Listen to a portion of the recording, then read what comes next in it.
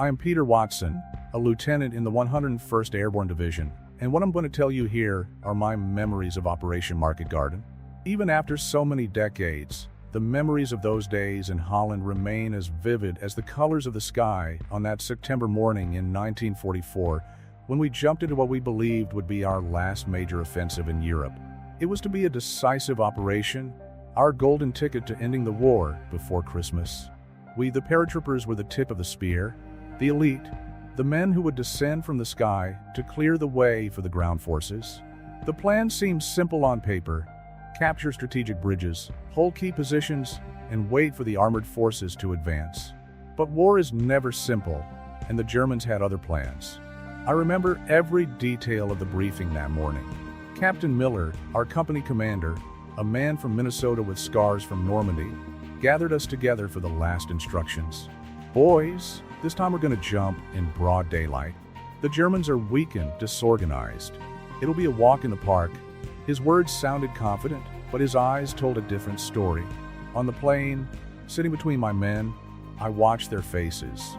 Sergeant O'Brien was checking his equipment for the 10th time, a ritual he performed before each mission. Next to me, young Danny Roberts, a boy from Kansas who had barely turned 19, was trying to hide the tremor in his hands by repeatedly adjusting his helmet. There were 18 of us on that plane, each of us carrying not only our equipment, but also the hopes of our families and the weight of responsibility on our shoulders. The red light went on. Prepare to jump. The roar of the engine seemed louder than ever. Through the open door, the Dutch sky stretched endlessly. It was a clear day, perfect for jumping, but that clarity also meant that we would be easy targets. "Get up!" We all got to our feet, checking each other's equipment one last time. The metallic click of the carabiners echoed through the fuselage. "Green light! Go! Go! Go!" The first jump is always the hardest, they say, but this, my 5th combat jump, would be the one that changed everything. As soon as my parachute opened, the world around me exploded into chaos. The once peaceful sky turned into a deadly symphony of anti-aircraft explosions. Below, what was supposed to be lightly defended territory turned out to be a nest of angry wasps. During the descent, I saw scenes I will never forget. Parachutes on fire, men falling uncontrollably, vital equipment lost in the air. Sergeant O'Brien landed about 50 meters from me, in a field that seemed safe, until a burst of machine gun fire reached him before he could free himself from the tethers. I managed to land in a small clearing next to an abandoned farm. The sound of gunfire and explosions was deafening, but years of training had taken their toll. I quickly got rid of the parachute, checked my Thompson, and tried to regroup with anyone I could find. Danny Roberts appeared a few minutes later, dragging himself through a cornfield. His face was covered in dirt and blood, but he was alive. "Lieutenant," he whispered, "the Germans, they were waiting for us." Over the next few hours, we rounded up as many survivors as we could find. Of the 18 men on our plane, only 11 had regrouped. Every missing face was a stab in the chest. Men with whom I had shared meals, stories, fears, and hopes. Our position was kilometers from the designated objective. With limited communications and surrounded by enemy forces, I made the decision to move us during the night. The plan was simple: locate other Allied units and try to reach our original objectives. But as darkness fell over the Dutch camps, the reality of our situation began to weigh heavily. "Stay together and keep quiet," I instructed my men. "Our objective is the bridge at Eindhoven. If we meet heavy resistance, we'll split up into smaller groups and regroup at the secondary meeting point." That first night was just the beginning of a nightmare that would last for days. As we moved silently through enemy territory, I couldn't help but think of how many other groups like ours were scattered around the region, all trying to survive and carry out their mission in an operation that we were beginning to realize had gone horribly wrong. Operation Market Garden had only just begun, and we, the heroes who had jumped from the sky, were about to discover that sometimes hell is not beneath us, but all around us. Dawn brought a dense fog over the Dutch fields, but it couldn't mask the devastation around us. During our nighttime movement, we had found 3 more lost paratroopers from other units. Now we were 14 men, all exhausted, with limited supplies and a mission that seemed increasingly impossible. "Lieutenant Watson," whispered Roberts, now my impromptu observer, "movement at 300 meters, heading northeast." Through my binoculars, I could see a column of German vehicles moving along the main road. Panther tanks and motorized infantry much stronger than our intelligence reports had predicted. Sergeant Mitchell, one of the men we had met during the night, approached quietly. "Sir, I've intercepted radio communications from other units. The 82nd is facing strong resistance in Nijmegen, and there are rumors that the ground force is behind schedule." That information weighed like lead in my stomach. Our strategy depended on the rapid advance of the ground forces. Every hour of delay meant more time in isolation, more chances of being discovered, more lives at risk. We decided to move to a nearby abandoned farm, which offered a good view of the terrain and multiple escape routes. The place still bore signs of a hasty evacuation. Dirty dishes on the table, clothes strewn about, a lone doll on the floor. War had that power to turn homes into empty shells. "Set up a defensive perimeter," I ordered. "O'Malley and Peterson, observation post in the barn.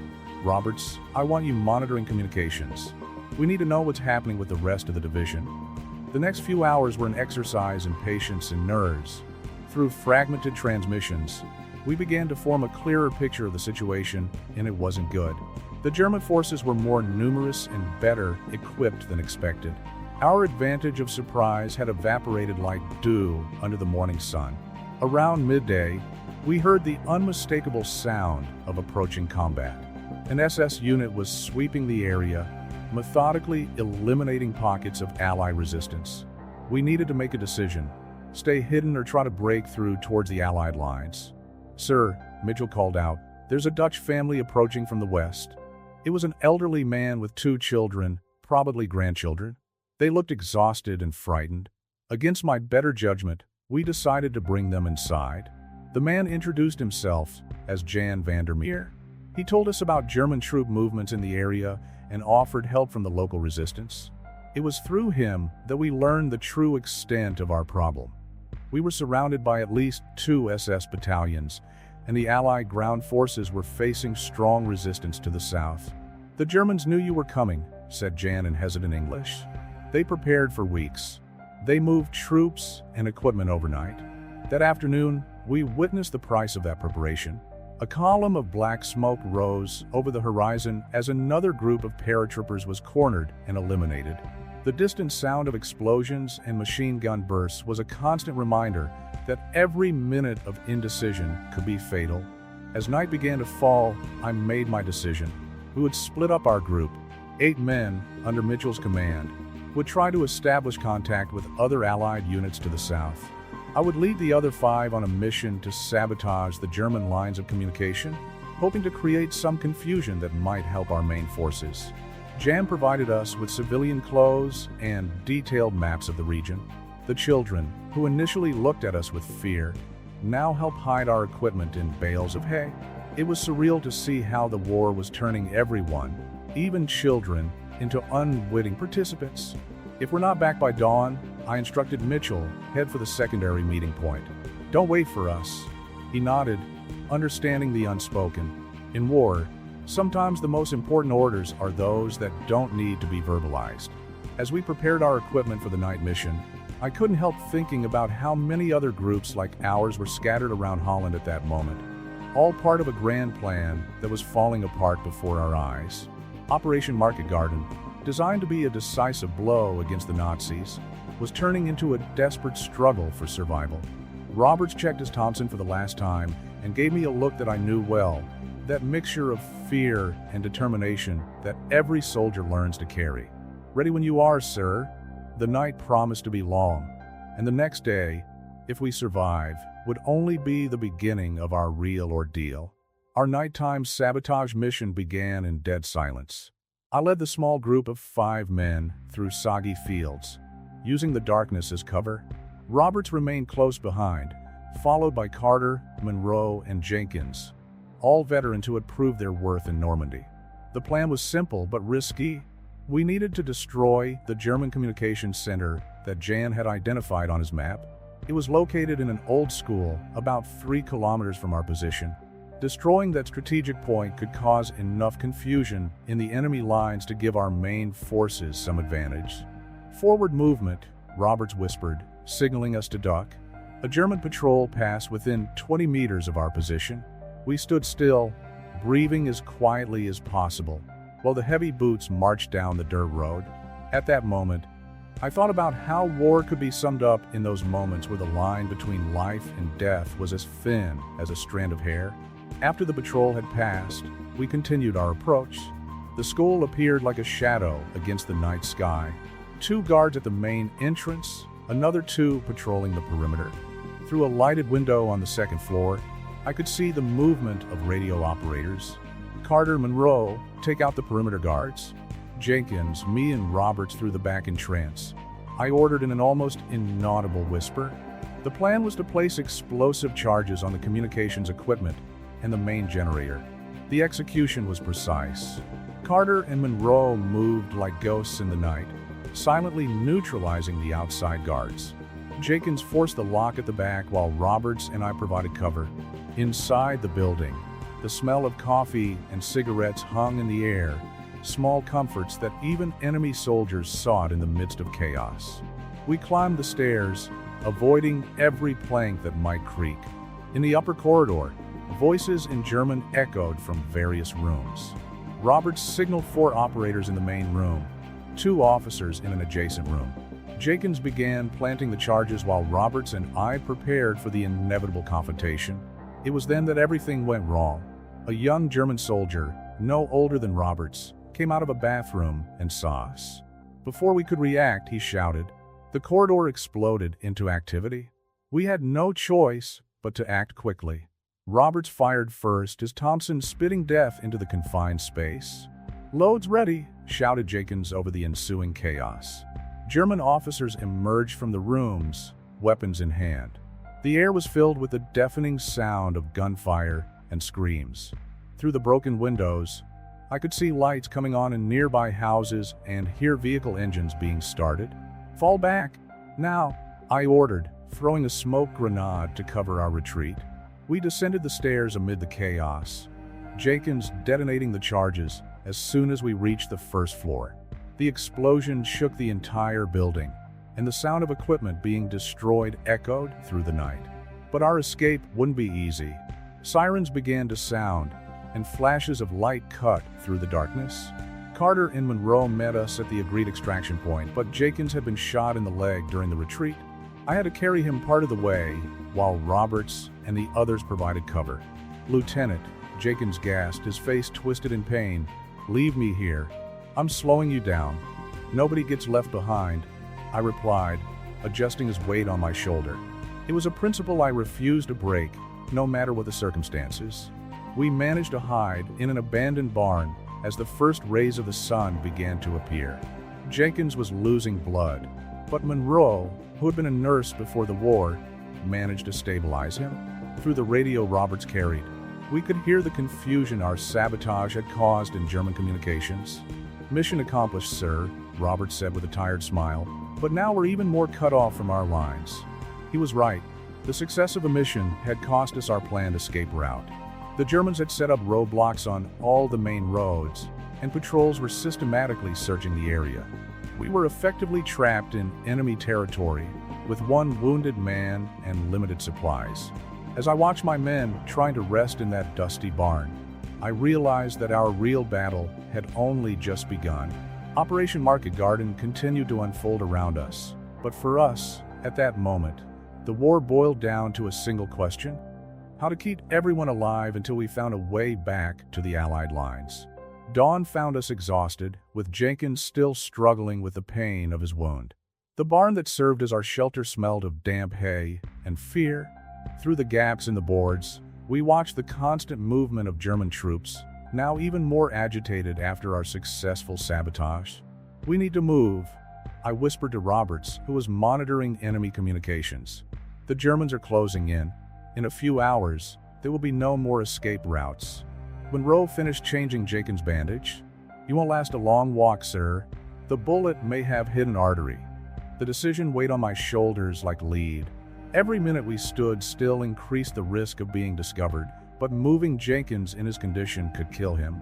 That's when Carter, who was keeping watch in the barn loft, signaled urgently. "German convoy approaching," he whispered. 3 trucks and a command vehicle.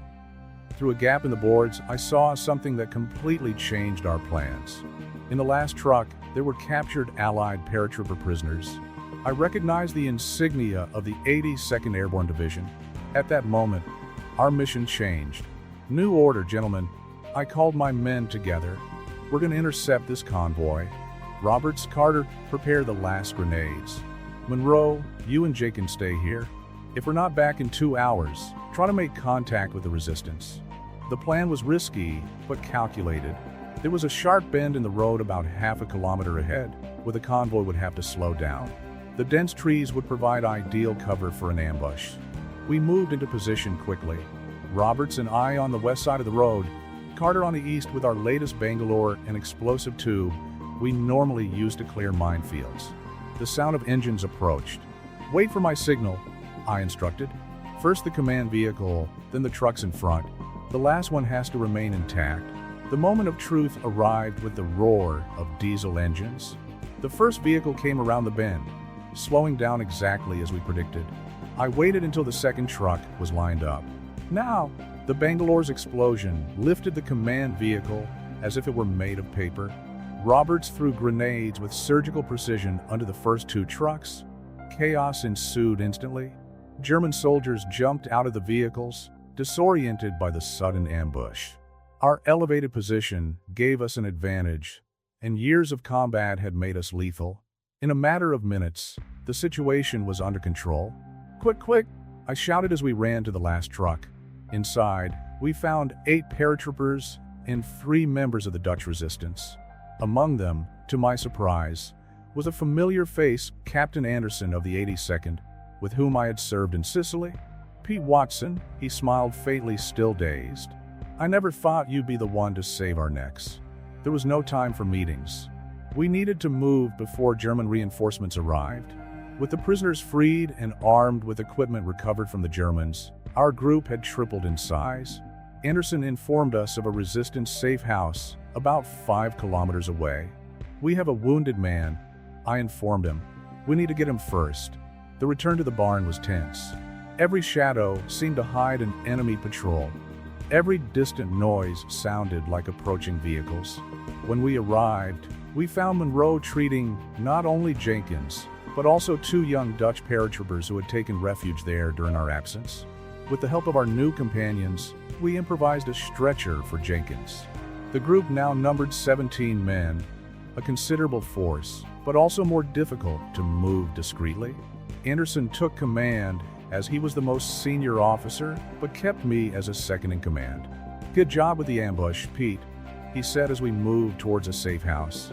"But you know this is going to bring all hell down on us, don't you?" I knew that action had effectively nullified any chance of us going unnoticed. But looking at the men we had freed, at Jenkins being carried carefully by his comrades, I knew I had made the right choice. War wasn't just about military objectives and superior orders. It was about the men at your side, about decisions made in the heat of the moment that could mean the difference between life and death. As we moved silently through the hostile territory, I realized that Operation Market Garden had turned into something much bigger than a simple military mission. It was a fight for survival and for the humanity that still resided in each of us. The Dutch resistance safe house was a simple 2-story structure surrounded by orchards. As we approached, I noticed discreet signs of fortification, reinforced windows, camouflage firing positions, planned escape routes.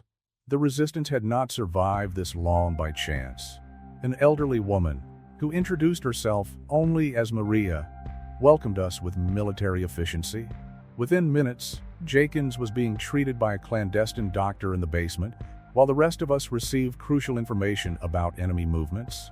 "The Germans are furious about the attack on the train," Maria informed us, unrolling a map on the kitchen table.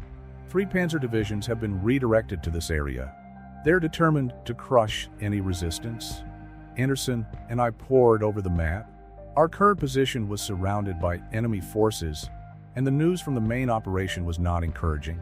The 82nd was still fighting in Nijmegen, and the ground force was still behind schedule. "We need to make a decision," said Anderson. "Staying here is risky, but moving a group this size..." A noise upstairs interrupted our discussion. Carter, who was on watch, signaled urgently. "German patrol approaching from the north. They seem to be doing a house-to-house sweep. Everyone to the basement," I ordered in a low voice. "Maria, do you have a cover story?" She nodded, already beginning to rearrange the kitchen to look like it was inhabited only by an elderly woman. Our descent into the basement was silent and methodical, years of training evident in every move. Jenkins, still sedated, was moved to a hidden compartment behind some shelves. From the basement, we could hear the heavy boots of the German soldiers on the upper floor. Maria welcomed them, her trembling, submissive voice a perfect performance by a frightened civilian. Minutes dragged by like hours as we waited, weapons in hand, breathing under control. Then we heard something that chilled our blood, dog barks. "They brought sniffer dogs," Roberts whispered. "They're gonna find us." I exchanged glances with Anderson. We both knew we'd have to fight. A fight in a confined space, with civilians present and a wounded man, was the worst possible scenario. That's when Maria started to sing.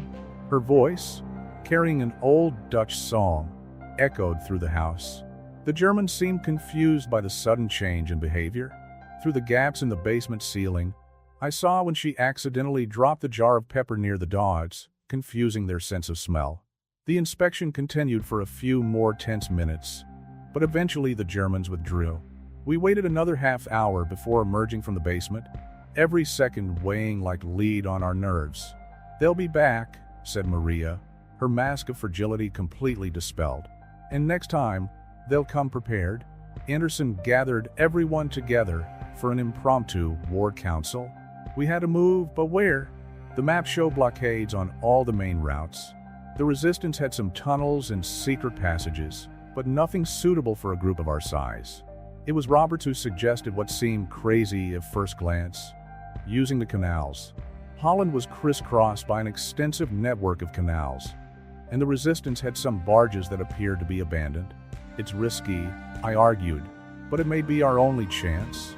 The Germans are focused on the roads and fields." The plan began to take shape. We would split into 3 groups, each using a different route along the canals. We would meet at a specific point closest to the Allied lines. Jenkins, now more stable, would be transported on the larger barge with the resistance doctor. As we prepared to leave, Maria handed us false documents and civilian clothes. "Remember," she said, "you are canal workers. Keep your heads down and speak as little as possible." I watched my men transform into Dutch civilians before my eyes. Roberts, with his new beret and battered jacket, looked 10 years older. Carter, normally so military in his bearing, now bowed slightly, imitating the weariness of a common laborer. Night was falling as we began our move towards the canals. The distant sound of explosions was a reminder that Operation Market Garden was continuing. But for us, at that moment, the war had turned into something much more personal. A fight not just for survival, but for the preservation of our humanity in the midst of chaos. Our journey along the Dutch canals was one of the most tense experiences I've ever had in combat. Divided into 3 groups, we moved slowly along the waterways, each barge appearing to be just another civilian transport amid the chaos of war. I led the first boat, with Roberts and 3 other men. Anderson commanded the second, which carried Jenkins and the doctor. The third group, under Carter's command, followed an alternative route further south. The night offered us some protection, but it also made navigation more challenging. "German checkpoint ahead," Roberts whispered, pointing to lights on the shore. My heart raced. This was the moment of truth when our false documents and disguises would be tested. A young German officer, no older than Roberts, approached with a flashlight. I presented the documents forged by the resistance, keeping my head down and answering in the basic Dutch that Maria had taught us. Every second seemed like an eternity. "Papers sind in ordnung," he finally said, handing the documents back. As we drove away from the checkpoint, I realized that I had been holding my breath the whole time. Our luck, however, wouldn't last long. About an hour later, we heard the unmistakable sound of airplane engines. German Stukas began bombing positions along the canal, apparently targeting strategic points that the Allies could use to cross. "Everyone to the bank!" I shouted as the bombs began to fall nearby.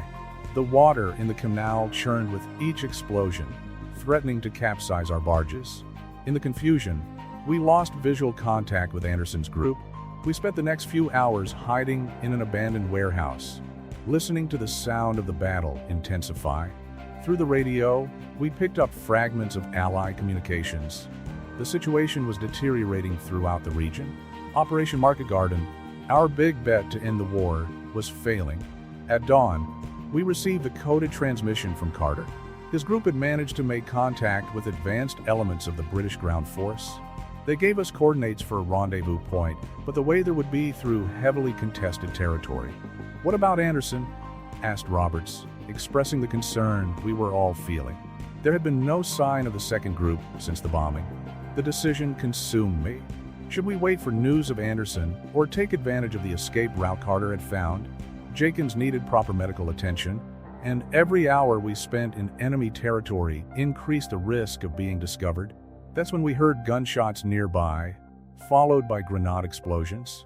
Through a gap in the warehouse, I saw Anderson and his group engage in combat with a German patrol. They had been discovered while trying to regroup with us. "Let's give them cover," I ordered, positioning my men. Our intervention took the Germans by surprise, creating an opening for Anderson to evacuate his group. Jenkins was worse off.